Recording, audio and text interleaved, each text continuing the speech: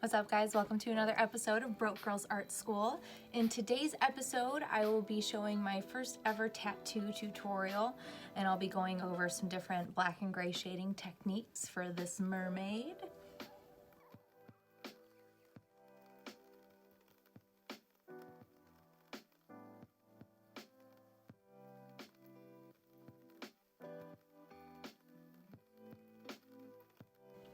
And I'm definitely going to be showing some more tattoo tutorials for my future projects coming up. So make sure to subscribe if you want to see some future content, and drop a comment. Let me know what you guys thought, and we'll see you next time. So the first thing that I started shading was the tail of the mermaid. I went in with solid black here just to really up that contrast from like the base of the tail. I'll also be blacking out the ends of the tail as well, just to give it a little bit more dimension. Usually with tattoos, most of the time I will start from the bottom and work my way up.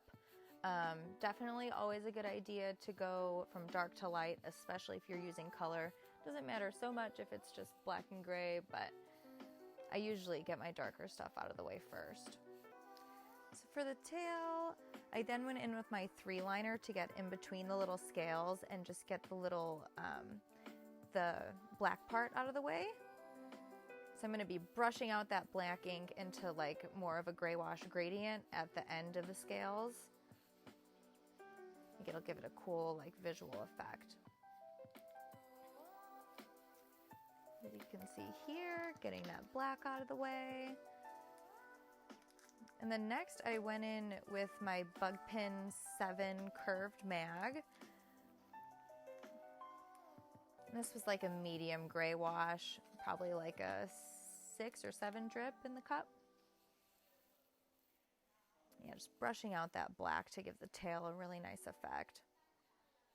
Next I'm going around the edges of the tail, just adding some shadows.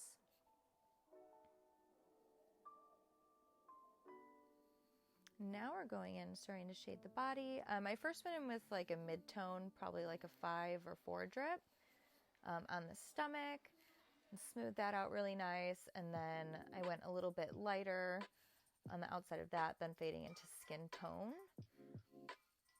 After I had my basic mid-tones down, I then went in with a little bit of a darker wash to put the shadows under the breasts and to accentuate the curves of the body. Next we're going in, putting like a mid-tone gray wash into the hair. And I'll be going in later and adding some highlights and lowlights as well.